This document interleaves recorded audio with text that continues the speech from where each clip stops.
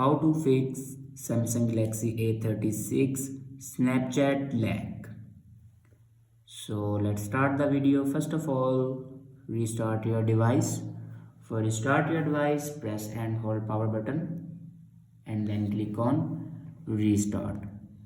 After restart your device, then open settings. In settings, scroll down and click on apps. In apps, scroll down and find Snapchat and then open your Snapchat. Now scroll down and click on storage. Now here you can clear the cache memory of your Snapchat. After clear the cache memory of your Snapchat, then go back to the main page of your settings and scroll down and click on software update. Now here you can check your latest version will be updated or not. If it doesn't update to latest version, then update it to latest version.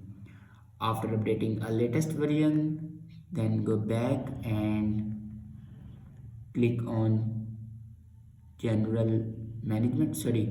Go back to your home screen and reinstall your Snapchat.